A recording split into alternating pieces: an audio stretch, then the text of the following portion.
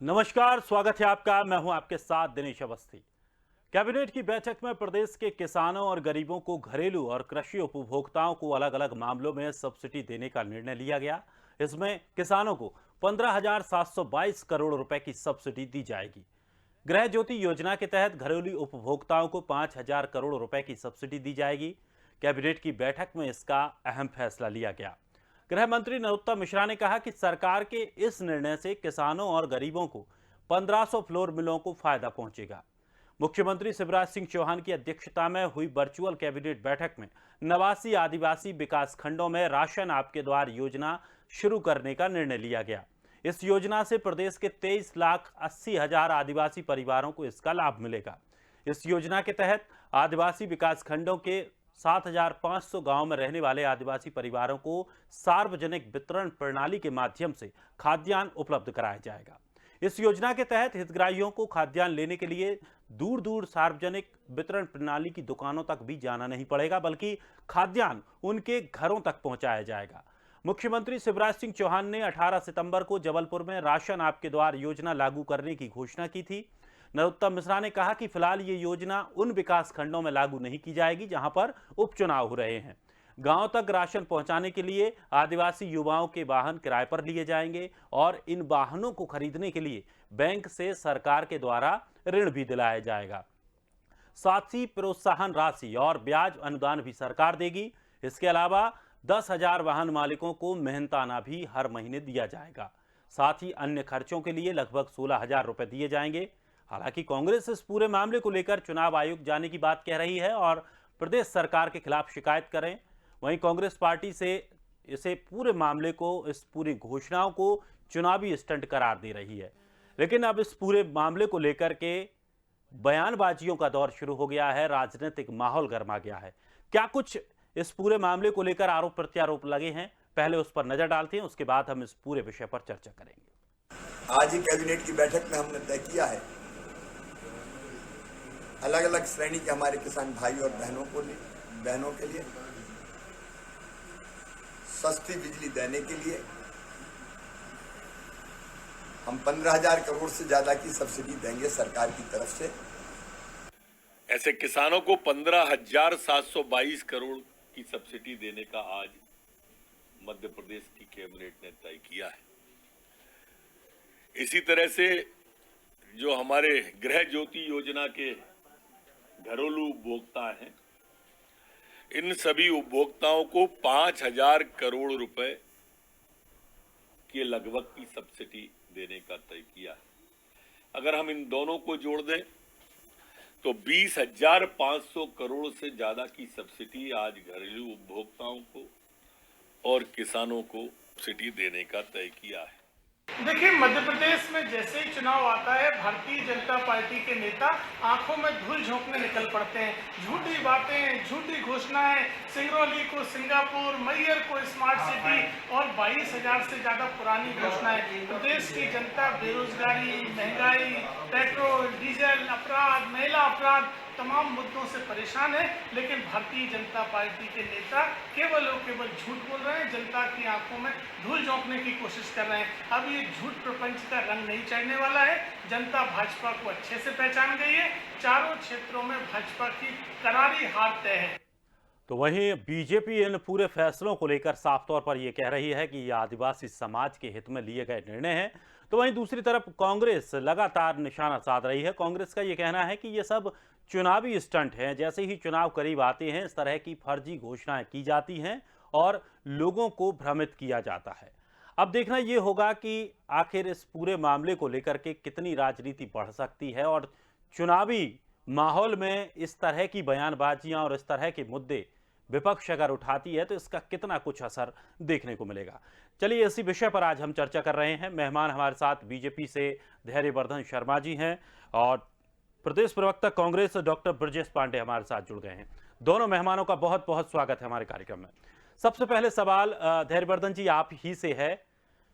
जिस तरह से जो घोषणाओं की बात कही गई, जिस तरह से जो कैबिनेट में एक फैसला लिया गया, अहम फैसला लिया गया, खास करके एक आदिवासी समाज को ऊपर उठाने की बात बीजेपी की तरफ से कही गई कि ये फैसलों से जो एक उपेक्षित वर्ग है उसको ऊपर उठाया जाएगा और उनकी आर्थिक स्थिति में सुधार लाने का प्रयास किया जा रहा है। लेकिन कांग्रेस ने यह कहा है कि यह सिर्फ चुनावी स्टंट है और इसके अलावा कुछ नहीं। समाज के हर तबके को बराबरी पर लाना सरकार की नैतिक जिम्मेदारी है। अंत्योदय का हम केवल मंत्र का जाप नहीं करते। समाज के अंतिम छोर पर खड़े व्यक्तियों को आर्थिक तौर पर, सामाजिक तौर पर, शैक्षणिक तौर पर, मानसिक तौर पर, शारीरिक तौर पर हर प्रकार से वो समाज के दूसरे लोगों के बराबरी पर कंधे से कंधा मिलाकर खड़ा हो सके, उसके लिए भारतीय जनता पार्टी अनेक प्रकार के कदम उठाती है। जब हम कोई इलाज के लिए योजना लेकर के आते हैं तो उसमें कोई भेदभाव नहीं करते हैं। वो झोपड़ी में रहने वाला, झुग्गी में रहने वाला, चाहे वो आदिवासी भाई हो, चाहे किसी अन्य समुदाय का भाई हो, उसको भी 5 लाख रुपए तक का इलाज सुनिश्चित किया जाता है। आदिवासी बहन को हम सिलेंडर देते हैं। आदिवासी बहन के खर्चे के लिए, बच्चों के लिए गुड़ और सब्जियां खरीद सके, उसके लिए 1000 रुपए प्रतिमाह दिया जाता है। और उसी को आगे बढ़ाते हुए आज शिवराज सिंह जी ने जो घोषणा की है कि हम आदिवासी नौजवानों को अनुदान देंगे, आदिवासी नौजवानों को बैंक लोन देंगे, उनके वाहनों को प्राथमिकता के आधार पर सरकारी विभागों में लगाया जाएगा। ये तमाम सारी घोषणाएं जो सिद्ध करती हैं कि हम अंत्योदय हमारे लिए, हमारे अंतरात्मा से जुड़ा हुआ विषय है और समाज के हर तबके को हम बराबरी पर खड़ा करना चाहते हैं। पांडे जी, जिस तरह से बीजेपी ने जो महत्वपूर्ण निर्णय लिए उनको लेकर के कांग्रेस का साफ तौर पर यह कहना है कि इन पूरे मामलों को लेकर के चुनाव आयोग जाया जाएगा, लेकिन प्रदेश के गृह मंत्री ने साफ तौर पर कहा है कि जिन जिन जगहों पर फिलहाल उपचुनाव हैं वहां पर ये योजनाएं लागू नहीं की जाएंगी।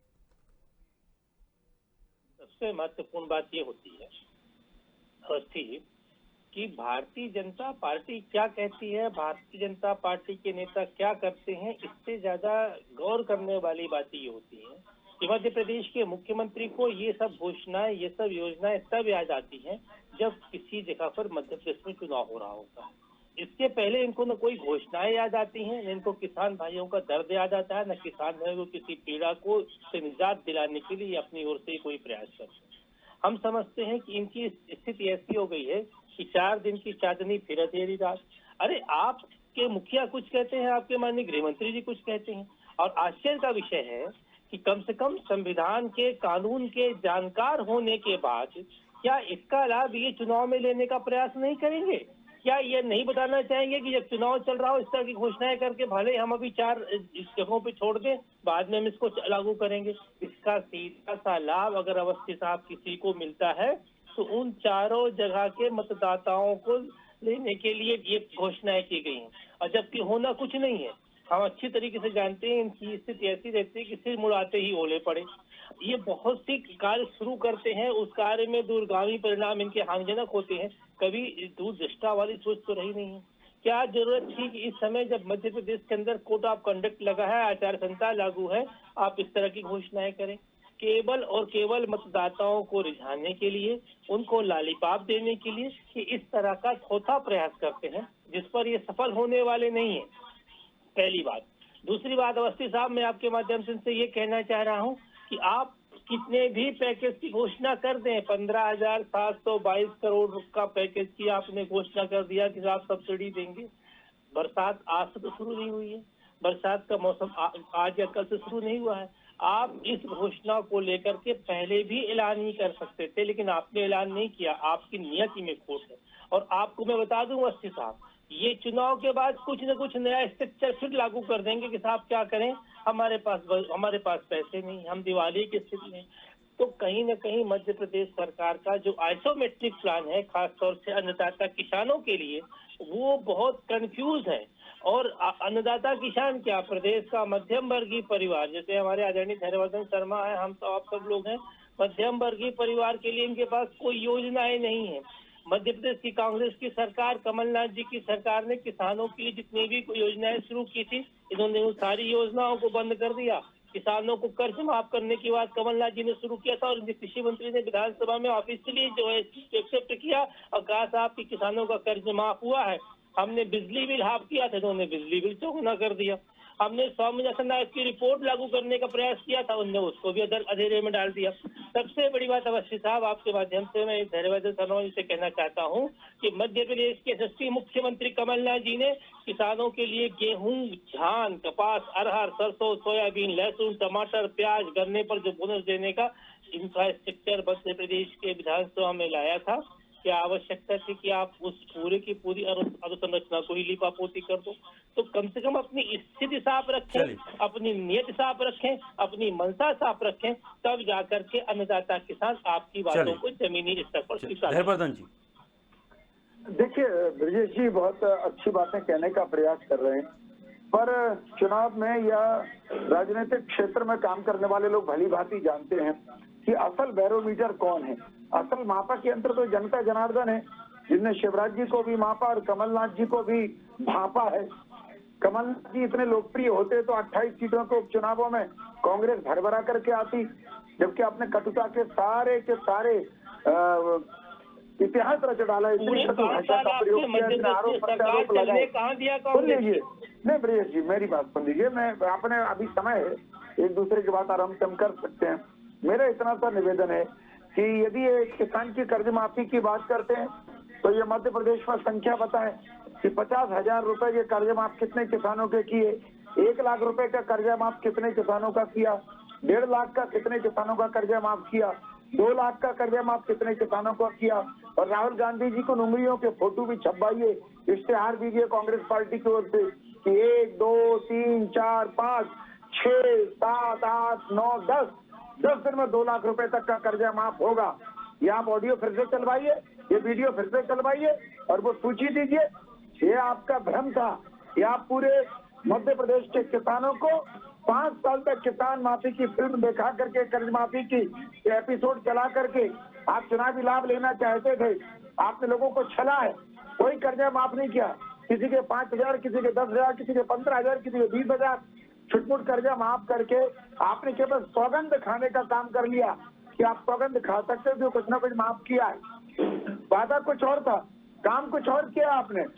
आप कुछ नहीं कर पाए, आप पूरी तरह फेल रहे। जब भी लोग आपसे बात करते थे, जनता के लोग, किसानों के प्रतिनिधि और तो और निर्वाचित विधायक, मंत्री, तो आपके मुख्यमंत्री जी कहते थे उस समय आदरणीय कमलनाथ जी, चलो चलो, न समय है, न पैसा है, न धेला है। हर समय रोना रोते रहते थे और वही दुखड़ा अभी आप रो रहे हैं। और आप अपने उस दुखड़ा पुराण को हमारे मुंह पर, हमारे गले में क्यों डालना चाहते हैं? ये मरा हुआ अजगर तो आप लेकर के घूमते थे, पैसा नहीं है। हम तो कितने भी विपरीत हालात हो, इसके बावजूद भी हमने विकास का पहिया थामने नहीं दिया। हमने कर्मचारियों की तनख्वाह नहीं रोकी। दिग्विजय सिंह जी की सरकार के समय 4-4 महीने, 3-3 महीने तनख्वाह नहीं मिलती थी। तरस जाते थे कर्मचारी, तड़पने लगते थे कर्मचारियों के परिवार। इसलिए लोग भूले नहीं होते इतिहास को। लेकिन धैर्यवर्धन जी, उसका बोझ कहीं ना कहीं आम और मध्यम वर्ग पर जरूर पड़ता है, क्योंकि सरकार उतने टैक्सेस बढ़ा देती है। पांडे जी, देखिए अवस्थी साहब, मैं अपने मित्र से कहना चाहता हूँ कि अरे सूप बोले तो बोले, चलनी क्या बोले जिसके 25 तो छेद। आप शायद यह भूल जाते हैं कि मध्य प्रदेश के अंदर अगर हमारी सरकार ने किसानों का कर्ज माफ नहीं किया, अवस्थी साहब ये सवाल इनसे लीजिएगा और ये आप अपनी ओर से पूछिएगा। तो जब आपने लोकतंत्र का कत्ल करके धैर्यवर्धन शर्मा जी मध्य प्रदेश में अपनी सरकार बनाई कोरोना के पीक आवर में, तो आप हमारी सरकार के खिलाफ श्वेत पत्र लेके क्यों नहीं आ गए भाई? आपको कहना था कि नहीं, कमलनाथ जी की सरकार ने तो कोई काम किया नहीं है, केवल झूठी घोषणाएं किया है। तो आप उसके लिए श्वेत पत्र लाते, बकायदे सदन में चर्चा कराते हैं आप, जो संसद का, संविधान का नियम अनुच्छेद 27 कहता है। पहली बात। दूसरी बात, मैं आपसे ये कहना चाह रहा हूँ कि किसानों के लिए हमने जो फसल बीमा योजना शुरू किया था, क्या आवश्यकता थी कि आपके मुख्यमंत्री जी उसको बंद कर दें? हमने किसानों पर जितने भी आपराधिक प्रकरण आपकी सरकार के समय, शिवराज सिंह की सरकार के समय मंदसौर के किसानों के ऊपर दर्ज हुए थे, मध्य प्रदेश में दर्ज हुए थे, धैर्यवर्धन साहब, शर्मा साहब, उन सारे किसानों के ऊपर जितने भी मुकदमे थे, हमारी सरकार ने आते ही सारे के मुकदमे वापस किए। हमने कृषि खाद्य प्रसंस्करण के उद्योगों को बढ़ावा देने के लिए प्रयास किया और उसके लिए योजनाएं लाई। हमने किसानों के पुत्र पुत्रियों को 5 वर्ष के लिए ऋण रियायती ब्याज दर पर देने का शुरुआत किया, आपकी सरकार ने उस पर भी रोक लगा दिया। हमने किसानों की कन्याओं के लिए 51,000 रुपए देने का प्रयास किया, आपने उस पर भी रोक लगा दिया। हम कह रहे हैं कि अगर हम किसानों को स्मार्ट कार्ड देना चाहते हैं हम उनकी निःशुल्क बीमा योजना करना चाह रहे हैं, तो आपके पेट में दर्द क्यों होता है? आपने सब्जी के वालों के साथ, फल वालों के साथ, मसाला वालों के साथ, औषधि फसल वालों के साथ जो भी कमलनाथ जी की सरकार ने शुरुआत किया था, वो सरकार की योजना क्रियान्वित हो पाती पूरी तरीके से, आपने सब में रोक लगा दी। आपने पाली हाउस का आकार जो है वो छोटा कर दिया, आपने उद्यानिकी के उत्पाद को रुकवा दिया, आपने पान निगम का जो हमने गठन किया था वो कार्य अब अधर में लटका हुआ है। सहकारी आंदोलन जो हमारे समय शुरू हुआ था वो आपके समय लचर में अटका हुआ है। मैं कहना चाह रहा हूं कि सहकारी बैंक के लिए, कोऑपरेटिव बैंक के लिए मध्य प्रदेश की सरकार ने, कमलनाथ जी की सरकार ने उस 1.5 साल के कार्यकाल में जो काम किया, समितियों की जो माली हालत थी उसको ठीक दुरुस्त करने का प्रयास किया।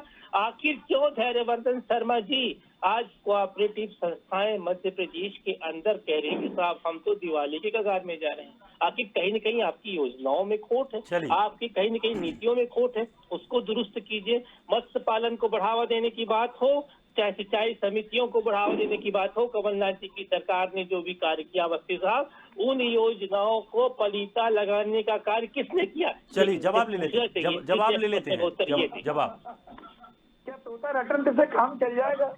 डॉक्टर ब्रिजेश जी बहुत विद्वान प्रवक्ता हैं, बड़ा सम्मान करता हूं आपका। शर्मा जी आपको पता है कि मैं कभी कोई बात बोलता नहीं। आज आप सूची पढ़ रहे हैं, आपको अच्छी तरीके से पता है, आपको अच्छी तरीके से पता है कि मैं कभी कोई चीज रट के बोलता नहीं हूँ।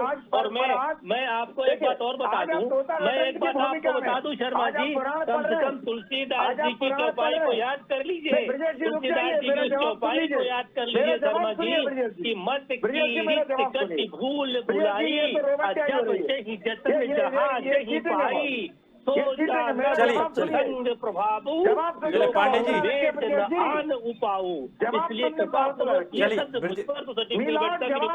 हौसला रखिए ब्रजेश जी। नहीं, मैं कभी कोई चीज रट के नहीं बोलता हूँ शर्मा जी।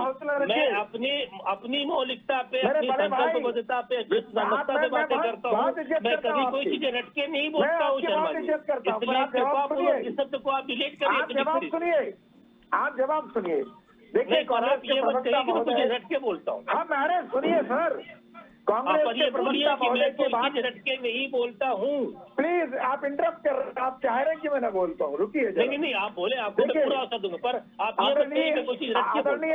आदरणीय ब्रजेश जी की इतनी सारी राम कथा के उपरांत मैं केवल एक बात कहूंगा कि शिकारी आता है, जाल फैलाता है, दाने का लोभ बताता है, जाल में फंसना नहीं चाहिए। ये कांग्रेस के लोग इसी प्रकार से चुनाव में दाने अरे साहब इनसे पूछिए, देखिए आपने कुछ पढ़ा तो मैंने रामायण में ये भी कहा है ऐसा नहीं चलेगा सर, मेरे राम को रीत भयो न खींच, आगे सभी उल्टा सीधा शिकारी का उदाहरण मत दीजिए। आप मेरे प्रश्नों का उत्तर दीजिए। चलिए सुनिए, तो अगर आपको इतना ओवर कॉन्फिडेंस अपने आप पर कि आपने भारी पुण्य कार्य किया कि कन्यादान योजना में 51,000 रुपए जारी किए, तो कांग्रेस पार्टी विज्ञापन जारी क्यों नहीं करती है टेलीविजन में और अखबारों में कि कितनी कन्याओं को आपने 7 करोड़ की आबादी के मध्य प्रदेश में कांग्रेस पार्टी कार्य करती है। कांग्रेस पार्टी आपकी तरह विज्ञापन पे विश्वास नहीं करती। आपने केवल घोषणा की, किसी बिटिया को नहीं दिया 51,000 रुपया। आपने विवाह नहीं दिए थे भैया, किसी जनपद में विवाह नहीं हुए, किसी जिला पंचायत में विवाह नहीं हुए। जब से आपने 51,000 की डुगडुगी बजाई, आपने डुगडुगी बजाई 51,000 की बड़ी बड़ी। सुनिए भैया जी, डुगडुगी बजाई 51,000 की, पर दिए किसी बहनों को नहीं, किसी बिटिया को आपने 51,000 रुपये नहीं दिए, केवल डुगडुगी बजा करके रह गए कमलनाथ जी। आपने संबल योजना को रोक लगाया, नहीं बजाते, डंके की चोट आज शिवराज जी कह रहे हैं। 2 लोगों को महारत हासिल है, एक आदरणीय नरेंद्र मोदी जी को और एक शिवराज सिंह चौहान जी को, जिसे झूठ बोलते हैं। आपने सर्टिफिकेट ले लिए हैं और विद्वान प्रवक्ता महोदय ने जवाब मुझसे मांगा है और जवाब देने की अनुमति दे दी है। मुझे समय तो दीजिए श्रीमान। धैर्यवर्धन आज डंके की चोट शरद सिंह जी कह रहे हैं कि आपने संबल योजना पर विराम लगाया, आपने उस महत्वाकांक्षी योजनाओं को जीरो कर दिया जिसमें यह प्रावधान था कि जो गरीब परिवार के बच्चे अच्छी श्रेणी से पास होकर के यदि मेडिकल और इंजीनियरिंग कॉलेज की परीक्षाओं में उत्तीर्ण हो जाएंगे और उनको प्रवेश में यदि आर्थिक समस्या आती है तो 10, 12, 15, 20 लाख रुपया जो भी लगेगा उनके मामा शिवराज सिंह भरेंगे, इस योजना पर आपने ब्रेक लगा दिया। आपने तमाम सारी फिर झूठ आपने बोल रहे हैं बुजुर्गों को तीर्थ यात्रा से वंचित कर दिया। जो बुजुर्ग फिर आप गाँव झूठ गाँव बोल में रहे हैं। कस्बे कस्बे में खुश होते फिर थे आप झूठ कि बोल रहे कलयुग का हैं। श्रवण तीर्थ कुमार यात्रा हमको में घुमाने आपने ले जा रहा है। दिव्यांगों को आपने भी जोड़ा, केवल जुबानी घोषणा नेत्रहीनों की, को भी जोड़ा, सब उनके योजनाओं का साथ फंड काट इंडिपेंडेंट दिया, को भी जोड़ा। सब योजनाओं का फंड खत्म कर दिया, वो कागजों में बना करके रखी, आपने सबको जीरो कर दिया। ये पाप आपके द्वारा जो किया गया है वो जनता ने इन्हीं आंखों से देखा है, इन्हीं कानों से सीखा है, और इसी उंगली से वो जाकर के बैलेट बॉक्स पर जाकर के मशीन पर जाकर के आपके खिलाफ वोट भी डालेंगे। को याद कर लीजिए शर्मा जी, दुष्यंत की इस पंक्ति कृपा पूर्वक याद कर लीजिए कि समर शेष है, नहीं पाप का पापी केवल व्याघ्र, जो प्रशस्त है समय लिखेगा उनके भी अपराध। अगर पाप मैंने किया है तो उसकी सजा जनता हमको देगी, अगर पाप आपने किया है जो आप लगातार 17 साल से कर रहे हैं, तो इस चारों चुनावों में जनता उसकी आपको भी सजा देगी। जनता इस लोकतंत्र के अंदर जनार्दन होती है, लोकतंत्र का तकाजा है, जनता को निर्णय करने दीजिए। बिल्कुल। पर मध्य प्रदेश में कमलनाथ जी की सरकार ने जो भी कार्य करने का प्रयास किया, आपकी सरकार ने जिस दिन भी लोकतंत्र की गला दबा की हत्या किया और अपनी सरकार चौथी बार बनाया, उस दिन से ही आपने प्रदेश की भोली भाली 7.5 करोड़ जनता के साथ जो पलीता लगाया है, उसका जवाब, उसका हिसाब आपको देना पड़ेगा, ये अब तय कर लीजिए। देखिए, डॉक्टर ब्रजेश साहब ने जो बड़ी अच्छी पंक्तियां सुनाई कि पापी केवल व्याध नहीं है, समय बहुत लोगों का अपराध लिखेगा, ये आप जितनी बार सुनाते हो ये कांग्रेस के नेताओं को समझ में आती है, इसलिए वो व्याध को छोड़कर, कमलनाथ जी को छोड़ करके और वापस भारतीय जनता पार्टी में आ रहे हैं। आप उसमें इस बात के भागीदार हम लंबे समय तक कांग्रेस पार्टी में नहीं रहना चाहते। नरेंद्र मोदी साहब है, ये पंक्तियां तो आपके संगठन पे लागू हो रही है, आपके नेताओं पे लागू हो रही है। और ये जान लीजिए कि प्रभु श्री तुलसीदास जी ये भी कहते हैं कि दैहिक भौतिक तापा राम राज नहीं काहि व्यापा, और आप जो है इसके आगे की पंक्ति आप भी जानते हैं, सब नर करहि परस्पर प्रीति चले सुधर्म निरसुत नीति। आप उसका अक्षरशः पालन करना तो दूर, आप उसका 10% भी पालन नहीं कर रहे हैं। मध्य प्रदेश की जनता को जो चाहिए, देखिए आज कितनी बड़ी बात है कि आज प्रदेश के 23,80,000 आदिवासी परिवारों को लाभ देने की बात की गई है। हम अवस्थी साहब के माध्यम से आपसे सिर्फ इतना ही सवाल पूछते हैं, आखिर जब मध्य प्रदेश के अंदर बाई इलेक्शन के मूड में सरकार आती है, आप जब जानते हैं कोड ऑफ कॉन्डक्ट लगा हुआ है, तब इस तरह की घोषणाएं करने का औचित्य क्या होता है? इस घोषणाओं को आप आगे या पीछे कर सकते हैं, तब जाकर के तब जाकर के हाई कोर्ट का विषय न बनेगा। लेकिन आप लोग इसको जानबूझकर के समय लाते हैं जिससे कि केवल जनता के वोटरों के बीच में एक लोकवावन बातें पहुंचे, और इस लोकवावन बातों के माध्यम से आप एन प्रकार चुनाव जीतने का कोशिश करते हैं। ये गलत है, ये परंपरा बंद करिए, चुनाव के आगे या चुनाव के पीछे करिए जब आचार संहिता लागू हो पूरे मध्य प्रदेश। आदरणीय ब्रजेश जी, पहले तो मैं आपको प्रणाम करना चाहूंगा सच में निर्मल मन से कि आप रामायण का आपने काफी अध्ययन किया है और आप रामायण की चौपाइयों का बहुत कोट करते हैं, और कांग्रेस पार्टी से भी कहूंगा कि भैया इनके महत्व को समझो कि कोई तो है विभीषण उस पूरी लंका में जो राम जी के नाम का जाप कर रहा है, कम से कम राम जी में आस्था है। जो कांग्रेस पार्टी भगवान राम के अस्तित्व को नकारने के लिए सुप्रीम कोर्ट में जाने का पाप कर बैठती है, उसमें ब्रजेश पांडे जी जैसे भले लोग मौजूद हैं, प्रणाम करूंगा, अभिनंदन। और कोशिश करिए आप इनको अपने पाले में ले लीजिए, कोशिश करिए, आ जाओ। बिल्कुल, वहाँ कुछ नहीं रखा है आप जैसे लोगों के लिए। शर्मा जी मैं जाऊँ, वहाँ अनीति है, वहाँ अधर्म है, वहाँ अत्याचार है, वहाँ नौटंकी है, वहाँ ढोंग है, वहाँ गरीबी हटाओ का फर्जी नारा है। चले आओ, देखिए कांग्रेस पार्टी सचमुच में सबका साथ सबका विकास का कोई कार्य करता है तो कांग्रेस पार्टी की राष्ट्रीय अध्यक्ष श्रीमती देखो अभी मौका बीडी शर्मा जी से बात कर लो, चुनाव का समय अच्छे लोगों के लिए हम न्योता दे रहे हैं, आ जाओ। नहीं, और आदरणीय मध्य प्रदेश में कमलनाथ जी, ये सारे लोग पूरे देश की जनता का 7.5 करोड़ लोगों के हित संवर्धन के लिए, संरक्षण संवर्धन के लिए प्रयास करते रहते हैं। चलिए, लेकिन जिस तरह से तमाम राजनीतिक मुद्दों को लेकर अगर बात करें, चुनावों को लेकर के बात करें, तो घोषणाओं को लेकर के लगातार यही बात कही जाती है। और सबसे बड़ी बात यह है कि जिस तरह से सवाल ये उठाए जाते हैं कि एक कांग्रेस के प्रवक्ता भी एक दिन कार्यक्रम में बैठे थे, तो वो कुछ एक लिस्ट लेकर आए थे। उन्होंने बताया कि लगभग 300 ऐसी घोषणाएं हैं जो सिर्फ चुनावों के टाइम पर की गई थी और उनकी अभी तक कोई सुध नहीं ली गई है। किससे सवाल है सर? धैर्यवर्धन जी, आप सुन पा रहे हैं? चलिए, लगता है संपर्क नहीं हो पा रहा है, हम पुनः जुड़ने की कोशिश करेंगे। तो पांडे जी, फिर जिस तरह से जो चुनाव आयोग में ले जाने की इस पूरे मामले को बात कही जा रही है, क्या कुछ लगता है इससे क्या कुछ निष्कर्ष निकल के आ पाएगा, और इन चुनावों में इस मुद्दे को कांग्रेस किस तरह से बुनाएगी?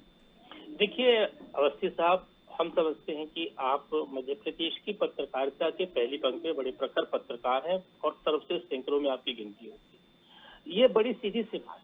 कानून का कोई भी विद्यार्थी जो कानून का क्या समझता होगा, उसने भारत के संविधान को पढ़ा। भारत का संविधान के अंदर फंडामेंटल राइट्स है। एक होता है समता का अधिकार, और समता के अधिकार के तहत आप इस तरह की चीजें जब कभी भी समाज के सामने परोसते हैं, और वो भी चुनाव आचार संहिता लागू, तो हम कह रहे हैं कि मध्य प्रदेश की उन 4 जगहों पे जहाँ जहाँ बाई इलेक्शन होने जा रहे हैं, वहाँ पर आचार संहिता लागू है। वहाँ के मतदाता वोटिंग करने वाले हैं। तो जब वोटिंग करेंगे 30 तारीख को, उस समय उनके दिमाग में आप ये बात क्यों डाल रहे हैं? इस बात को आप आगे या पीछे करके कर दीजिए। हर व्यक्ति चाहता है कि हमारे अन्नदाता किसानों को आप रिलीफ दें। आज देश की सरकार किसानों के साथ क्या नहीं कर पा रही है। वो बेचारे सिंधु बॉर्डर में जो है कतराती ठंड में पूरे बैठे रहे, इतने दिन से बैठे हैं, कहीं कोई न्याय नहीं हो पाया, कृषि के तीनों काले कानून वापस नहीं हो पाए। तो आज जिस चीज की मूलभूत आवश्यकता है, आप उस दिशा पे बात करिए, स्थानीय मुद्दों पे बात करिए। जहाँ पे जनता इलेक्शन मूड पे है, वहाँ पर जनता को लालीपाप देने का या उसको मुगालते में पालने का प्रयास मत करिए। ये आपके लिए भी नुकसानदायी हो सकता है। चलिए, बहुत बहुत शुक्रिया, बहुत बहुत शुक्रिया ब्रजेश जी हमारे साथ जुड़ने के लिए। धैर्यवर्धन जी, आपका भी बहुत बहुत शुक्रिया और अपने अपने विचार रखने के लिए। लेकिन जिस तरह से जो कैबिनेट में फैसले लिए गए, उस पूरे फैसले को एक तरफ कांग्रेस ये कह रही है कि ये चुनावी लॉलीपॉप है, तो वहीं सरकार ये कह रही है कि ये आदिवासियों को ऊपर उठाने के लिए उनके हित में लिया गया महत्वपूर्ण निर्णय है। अब देखना यह है कि चुनावों में ये मुद्दा कितना गर्म आता है और कितनी राजनीतिक रंग पकड़ता है। फिलहाल इस खास कार्यक्रम में इतना ही। ताजा तरीन खबरों के लिए आप बने रहिए स्वदेश के साथ।